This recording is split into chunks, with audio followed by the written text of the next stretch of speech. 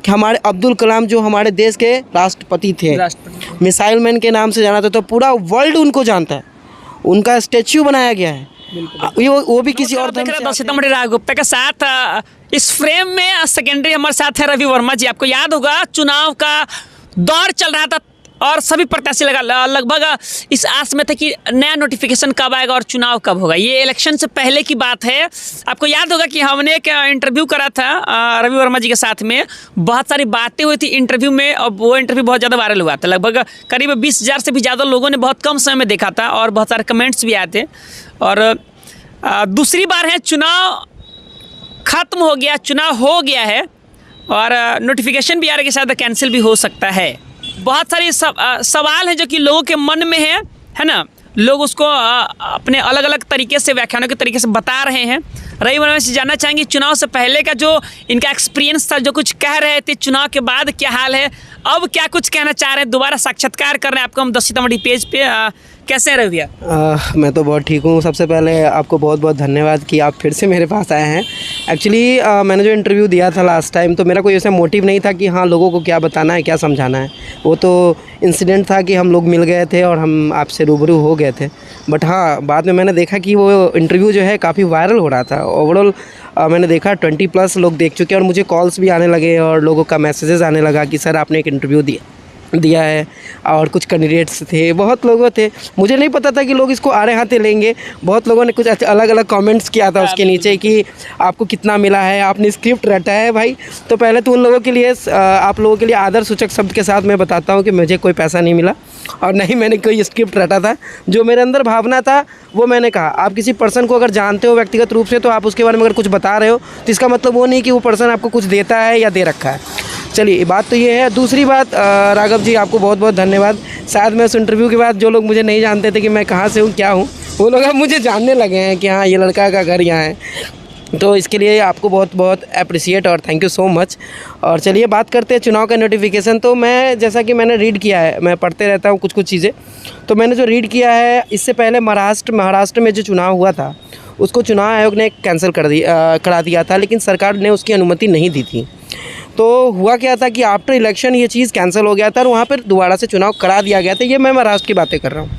But Bihar में ऐसा क्या होगा, ये देखना बड़ा ही दिलचस्प हो रहा है। और लोग, खासकर जो हारे हैं और जो जीते हैं, दोनों के लिए ही ये नतीजा 21-20 को जो भी आएगा, 20 का नोटिफिकेशन, जी 20 को जो, हाँ बिल्कुल 20 को जो होगा, तो मुझे लगता है कि सबकी नींद अभी भी वहीं रुकी होगी और वो चाह रहे होंगे कि कुछ सुप्रीमो, जो हमारे सुप्रीम कोर्ट जो आदेश देगी, वो किस तरीके का होगा, क्या स्टेप्स होंगे, किस एक्ट के अंदर वो घोषणा की जाएगी। क्योंकि जो भी चीज़ होता है वो एक्ट के अंदर होता है, राघव जी आपको भी पता है। तो वो एक्ट को मद्देनजर रखते हुए ही किया जाएगा। तो देखना बड़ा दिलचस्प होगा। मैं भी चाहूँगा कि जो भी फैसला हो उसका सम्मान सभी लोग करें। ये तो रिक्वेस्ट है मेरा, क्योंकि आप लोग बहुत बड़े हैं, जितने लोग चुनाव लड़े हैं हमसे कहीं उम्र में ज़्यादा है, एक्सपीरियंस में ज़्यादा है, मेरे आदरणीय हैं। तो मैं उन सबों से रिक्वेस्ट करता हूँ, साथ साथ उनके समर्थकों से भी रिक्वेस्ट करूँगा कि अगर जो भी उनका सुप्रीम कोर्ट का जो भी आदेश हो उसका स्वेच्छा से, खुले दिल से वेलकम करें और चुनाव जो भी होगा उसको सम्मान दें।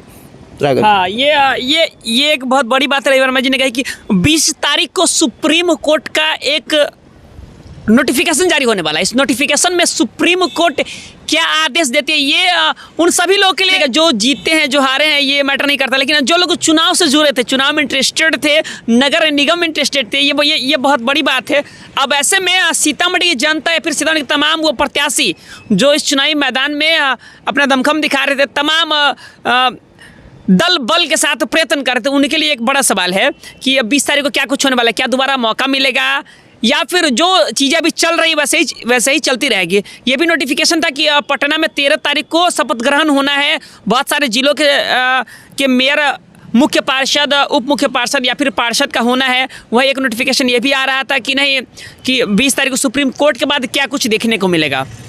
अच्छा, चुनाव में आप यही थे, देखने को मिला और जो भी कुछ चीज़ें थी, तो आपको क्या लग रहा है कि 20 तारीख के बाद क्या कुछ हो सकता है? देखिए, मैं थोड़ा सा आपको एक लंबे शब्दों में समझाऊंगा, क्योंकि मैं कुछ देख रहा हूँ। मैं भी सीतामढ़ी आया हूँ और मैं रिजल्ट में भी था और चुनाव के दौरान भी मैं रहा हूँ। हालांकि मैंने कैंपेनिंग नहीं की है। आप लोग अगर कैंपेनिंग की बात करोगे, जैसा मैंने अपने एक प्रत्याशी का नाम भी बताया था, तो मैंने किसी की कैंपेनिंग नहीं की है और समर्थक हूँ, नो डाउट, सब होते हैं, मैं भी हूँ। लेकिन मैं एक होता है जो ट्रूथ होता है, जो मैं ऑब्ज़र्व करता हूँ कुछ चीज़ का, उसका समर्थक हूँ। मैं किसी पार्टिकुलर पर्सन का समर्थक नहीं हूँ, मैं उनके काम का, उनके कार्य का समर्थक हूँ। रहा सवाल, मैं आपको राघव जी 2-3 बात बताना चाहता हूँ। मेरे दिल में ना ये चीज़ है, मैं चाहता था कि मैं कभी ऐसा मौका मिला तो मैं लोगों से कहूँ, लेकिन एक लोगों से बात करना बड़ा मुश्किल हो जाता है। देखिए, अभी मैं सुन रहा था कि हमारे रौनक परवेज़, जहाँ परवेज़ आज यहाँ के मेयर, उन्होंने चुनाव जीता है, जो 3100 कुछ वोटों से वो चुनाव में विजयी रहे हैं मेयर में, है ना। उसके बाद मैं देख रहा हूँ दिन प्रतिदिन लोगों का कुछ अलग तरह का स्टेटस आता है राघव जी, जैसे कि धर्म के लेके या किसी चीज़ के लेके। तो मैं सबसे एक रिक्वेस्ट करूँगा कि किसी भी धर्म को आप टारगेट मत कीजिए। आपको मैं एग्जांपल बता दूं, आप अगर किसी भी धर्म को टारगेट करते हैं तो आप अपने आप को टारगेट करते हैं, पहली बात। दूसरी बात, आप एक चीज़ भूल रहे हैं कि हमारा धर्म तो सेकेंडरी है, प्राइमरी है, वी आर इंडियन, हम लोग भारतीय हैं, ये चीज़ नहीं भूले। हम लोग बिहार के हैं, हम लोग इंडियन है, ये हमारा सबसे पहला धर्म है। और इंडियन धर्म के अंतर्गत ये आता है, जो आप लोग तिरंगा के जो रंग होते हैं, जो 3 रंग होते हैं, उस रंग में एक रंग होता है जिसका प्रतीक होता है शांति। तो वो शांति का प्रतीक हमारे अंदर नज़र नहीं आ रहा है यहाँ कुछ दिनों से, जब से ये इलेक्शन हुआ है या समाप्त हुआ है कह सकते हैं। तो मैं सभी लोगों से रिक्वेस्ट करता हूं कि आप लोग ऐसी चीज़ों को ना फैलाएं। दूसरी बात, ऐसी कोई भी बातें ना करें जिससे किसी समुदाय, व्यक्तिगत या समुदाय को ठेस पहुंचे। हम लोग भारतीय हैं और हम लोग इस चीज़ का दायरा समझें और अपना दायरा को समझते हुए किसी धर्म को, क्योंकि कोई भी धर्म सबके लिए पूजनीय होता है, वो चाहे हिंदू हो, मुस्लिम हो, सिख हो, ईसाई हो।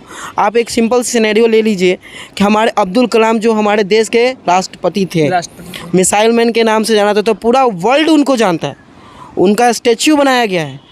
वो भी किसी और धर्म से आते हैं। हमारे भगत सिंह किसी और धर्म से आते हैं। तो कहने का मतलब ये सब आपके लिए सम्मानित है। बिल्कुल बिल्कुल, है ना। तो आप अगर ऐसे धर्म वाइज जाएंगे तो आप किसी पर्टिकुलर पर्सन को अगर टारगेट कर रहे हैं तो आप इन लोगों को टारगेट कर रहे हैं, आप ये मत भूलिए। तो मैं आपसे लोगों से रिक्वेस्ट करता हूँ, जो भी ये देखेंगे मेरा इंटरव्यू, ये ऐसे तो मेरी उतनी बड़ी हैसियत नहीं है कि मेरी बात लोग समझेंगे या मानेंगे, लेकिन हाँ, और मैं एक चीज़ और बताऊँगा, कोई ऐसे लोग हैं जो अपने आप को यूटिलाइज़ करने के लिए लोगों को इन्वॉल्व कर रहे हैं। मैं किसी पर्टिकुलर पर्सन पे कोई छिट्टाकसी नहीं करूँगा, ना किसी पर्टिकुलर पर्सन का नाम लूँगा, ठीक है। और मैं एक चीज़ देख रहा हूँ कि कोई लोग अपने आप को आज इतना बड़ा किसी समुदाय का नेता समझ रहे हैं, जिस कारण सामने वाले लोग, आज के नवयुवक, मेरे जैसे लोग या कुछ बड़े लोग भी उस चीज़ों को आड़े हाथ लेके बढ़ चढ़ के शामिल हो रहे हैं। एक छोटी सी बात है, मैं माफ़ी चाहूँगा सीतामढ़ी के प्रशासन से, मैं कुछ ऐसी बात अगर निकले तो उसके लिए माफ़ी। मेरा जो एक मात्र टारगेट है, लोगों को सही बात बताना कि सब शांति से रहें। पॉलिटिकल रीजन से हमारे हिंदू में एकजुट नहीं है, कोई उधर बोल रहा है, मुसलमान एकजुट नहीं है, कोई कुछ बोल रहा है, ठीक है। मैं एक बात बताइए, जब आपके हिंदू धर्म से 28 से 27 उम्मीदवार, 26 उम्मीदवार खड़े हो रहे थे, तब आपका कॉन्सेप्ट कहाँ चला गया था? अगर आप सच में इतना व्यक्तिगत धर्म को टारगेट कर रहे हैं कि हमको हिंदुत्व को आगे बढ़ाना है या कुछ भी है, मैं एग्जाम्पल दे रहा हूँ, मैं बोल नहीं रहा हूँ, तो क्यों नहीं आप उस समय इलेक्शन के पहले सभी को बैठा के एक व्यक्तिगत मीटिंग कर लिए? अगर इतना ही आपको प्यार है, आप एक मीटिंग कर लेते और जो उसमें आपको लगता कि सबसे अच्छा उम्मीदवार है आपके समुदाय से, आप उनको चुनाव लड़ा देते। आज जब आप चुनाव ख़त्म हो चुका है, हमारे मेयर साहब चुने जा चुके हैं, बड़ा शांति से सब कुछ संपन्न हो गया, इलेक्शन कमीशन ने बड़ा अच्छा इलेक्शन कराया, जिला प्रशासन को बहुत बहुत धन्यवाद। कुछ इस बार कोई भी ऐसी विवाद सामने नहीं आई, बहुत अच्छे से चुनाव संपन्न कराया गया। तो फिर बाद में क्यों ये स्टेप्स उठ रहा है, बार बार गलत तरीके के बयान दिए जा रहे हैं? या आज जो कभी मैं देख रहा हूँ कुछ जो हमारे प्रत्याशी हैं, जो पहले कभी कोई वीडियोज़ साझा नहीं करते थे, आज देखिए कि मैंने देखा है हर 2 दिन पे लोग सुप्रभात, गुड मॉर्निंग, जय श्री राम, जय वो। अरे क्या कर रहे हो यार आप लोग समझो, आप लोग कुछ अच्छा नहीं कर रहे हो। आप लोग अपने शहर को 2 भागों में बांटने के काम कर रहे हो। आप लोग समझिए, अगर आपके घर का बच्चा जो भी ये न्यूज़ देख रहे हैं, अगर इन सब चीज़ों को फोकस करेगा, वो क्या पढ़ाई में दिल लगाएगा, क्या अपने कैरियर में कॉन्शियस रहेगा? उसके अंदर तो धर्म की बातें आ जाएगी। सब सीता माँ के धरती से ही हैं। मैं एक चीज़ बता दूं, सब इसी धरती के सीतामढ़ी वासी हैं, उनका जन्म यहीं हुआ है, तो सब ही वही है, चाहे वो किसी समुदाय को हो। अगर आज मुस्लिम समाज भी है तो वो भी सीतामढ़ी धरती से ही आया है, ये मत भूलिए, वो भी इसी जगह के है। और मैं 2 चीज़ बताऊंगा कि कोई अगर मंदिर से, अगर मैं देखता हूँ किसी छोटे, राघव जी मैं एक्सप्लेन करना चाहूँ ना तो बहुत बड़ी बड़ी चीज़ें हो जाएगी।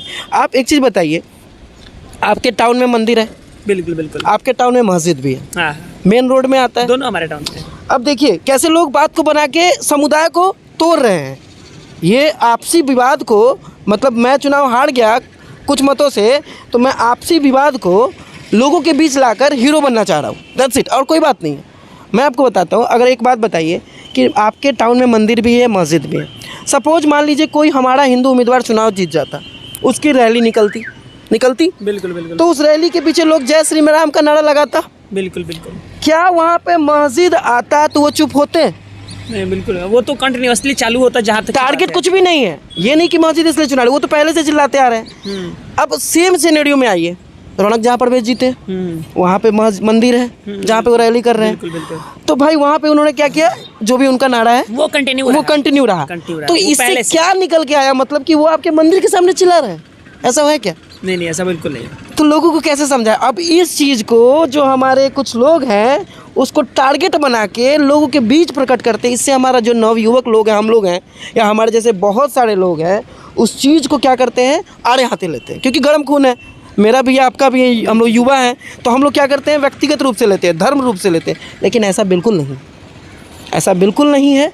अगर हम लोग चाहें तो इसको अगर सच से अच्छे से बैठ के समझें तो ये कुछ गलत नहीं है, वो अपना काम कर रहा है। अगर आपके किसी समुदाय, चाहे वो मुस्लिम समाज हो, चाहे वो हिंदू समाज हो, अगर आपके मंदिर के पे ऊपर कोई भद्दी टिप्पणी की जाती है, या किसी के मस्जिद पे भद्दी टिप्पणी की जाती है, या वहाँ पे कुछ ईंटा पत्थर का दुरुपयोग किया जाता है, या मस्जिद पे कुछ किया जाता है, तब गलती है।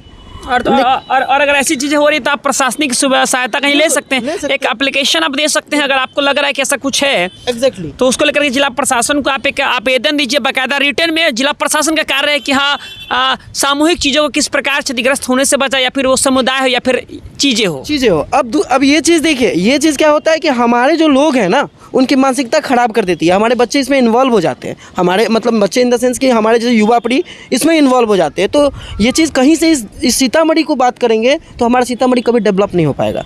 तो मैं खासकर उन उम्मीदवारों से रिक्वेस्ट करता हूं जो आजकल कुछ दिनों से कुछ अच्छे अच्छे वीडियोज़ करके जय सिया राम, जय सीताराम का नारा लगा रहे हैं।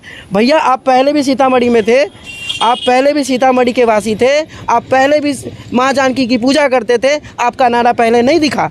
तो कृपया कर, आप भले ही भक्त होंगे, मैं इससे डिनाई नहीं करता हूं, लेकिन अब ऐसा कोई कार्य ना करे जिससे हमारा युवा पीढ़ी आपका यूज का चीज़ बने।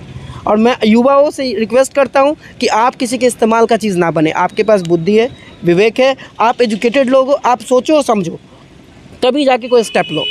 राघव जी, ये सब चीज़ें जो हमारे शहर से ख़त्म हो जाती है तो हमारा शहर बहुत अच्छा है, हम अपने शहर से बहुत प्यार करते हैं। मैंने आपको एक बार पहले भी बताया था कि जब मुझे छुट्टियों का मिलता है, छुट्टी का ऑप्शन मिलता है, तो मैं लोग बाहर जाते हैं, मैं सीतामढ़ी आता हूँ। अंतर है कि सीतामढ़ी मुझे अपनापन दिखता है, लेकिन अभी की जो सिचुएशन में देखता हूँ ना, मुझे बहुत बुरा लगता है। खासकर जो लोग, कुछ लोग हैं जो दूसरे को इस्तेमाल करने के लिए ये सब जो हथकंडा अपनाए हुए हैं, वो चीज़ ख़त्म होना बहुत ज़रूरी है। धन्यवाद।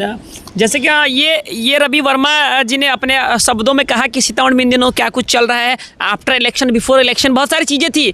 अगर आपको बहुत सारी चीज़ों से अगर तकलीफ है, आपको लग रहा है कि नहीं कहीं ना कहीं मुझे हाथ हो रहा है, हमारे समुदाय को हाथ हो रहा है, या फिर हमारे समाज को हाथ हो रहा है, तो इसको लेकर के आप जिला प्रशासन से सहयोग ले सकते हैं। प्रशासनिक सुविधा आपके लिए दी गई है, मुहैया कराई गई है। आप वहाँ आवेदन दीजिए अपने रिटर्न में लिख करके कि हाँ ये तकलीफ है या फिर ये समस्या है, उसको लेकर के जिला प्रशासन के पास जो भी उपाय होंगे वो करेगी, या फिर इस पर कड़ी एक्शन लेंगी। तो याद होगा, मुझे भी जहाँ तक याद है, सीतामढ़ी के साथ सभी लोग को याद होगा कि इनडायरेक्टली कहीं ना कहीं जो उप सभापति सुमन राय थे, उनके बारे में रवि वर्मा जी कह रहे थे। आप अपने कैंडिडेट के बारे में कुछ बताना चाहेंगे? क्या कुछ माहौल रहा है इलेक्शन, आफ्टर इलेक्शन? देखिए, बड़ा छोटा सा सवाल है, इसका जवाब भी बड़ा छोटा ही होगा।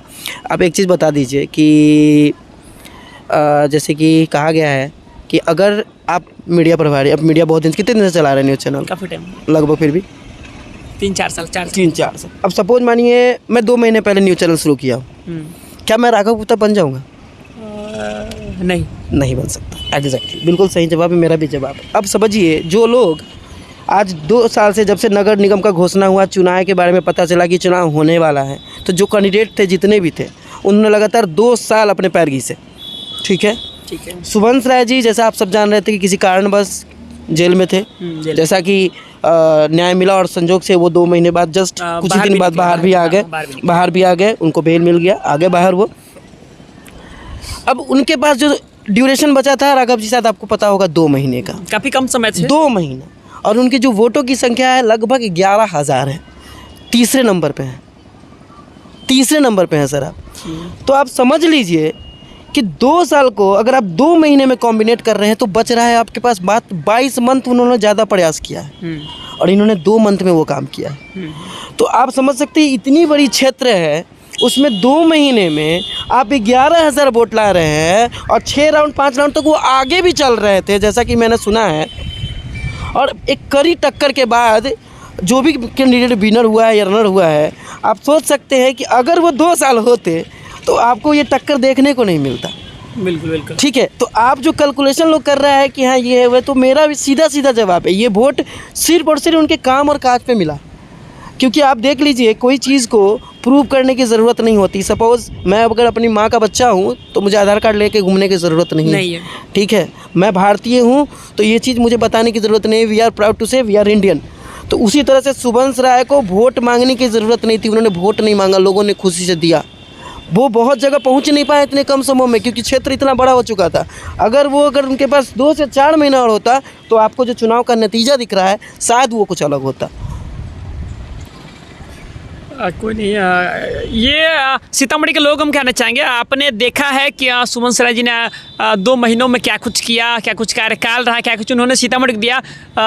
मैंने भी अपने इंटरव्यू में या फिर रिगार्ड मैंने इंटरव्यू किया था, तो काफ़ी ज़्यादा लोगों का प्यार मिल रहा था। लोगों ने कहा कि हाँ, किस तरीके से वो फाइट कर रहे हैं, क्या कुछ समय मिल रहा है ना। तो ये सीतामढ़ी के लोगों को देखना चाहिए कि हाँ, शुभंश राय जी ने क्या कुछ किया, जानना चाहिए, है ना। या कुछ करने वाले थे, या फिर वर्तमान में जो हमारे मेयर हैं या फिर उप मेयर या फिर वार्ड पार्षद हैं, सभी लोग के लिए एक बहुत बड़ा चैलेंजिंग है कि अब सीतामढ़ी नए रूप में देखने को मिल रहा है।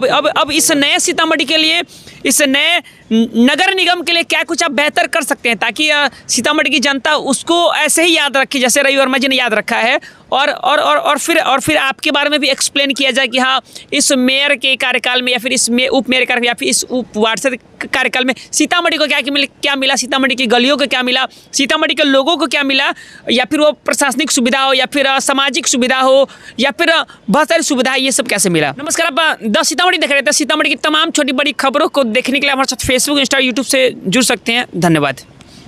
हाँ जी, तो बहुत बहुत धन्यवाद राघव जी, आपने अपना समय दिया और आप फिर से रूबरू हो गए। और इस सबसे पहले मैं लास्ट में यही कहना चाहता हूँ, जितने भी हमारे विनर कैंडिडेट हैं, जो भी वार्ड से वार्ड पार्षद है, उप मेयर साहब है, चाहे वो मेयर साहब है, उनको तहे दिल से बहुत बहुत धन्यवाद। और वो मैं उनसे रिक्वेस्ट करता हूँ, हालांकि वो सब अच्छे हैं, सभी लोगों ने बड़ा मेहनत किया है और जनता ने अपना उम्मीदवार चुना है, तो मैं उनसे रिक्वेस्ट करता हूँ कि सीतामढ़ी को इसी तरीके से आगे बढ़ाए, डेवलप करे, कि कल हो के हमें अपने बड़ा प्राउड से बाहर अगर कोई हमसे पूछे तो मैं बता पाऊँ कि अभी मैं बताता हूँ और आगे और भी बता पाऊँ कि मैं सीतामढ़ी का हूँ और मेरा घर सीतामढ़ी है। तो लोग जब यहाँ आए तो वो शब्द सच हो जाए। तो इसी तरीके से अपना कार्यकाल आप बड़े अच्छे से करेंगे, ये तो मुझे पता है, और रिक्वेस्ट भी है आपसे कि आप अपने सीतामढ़ी को और ज़्यादा डेवलप करें।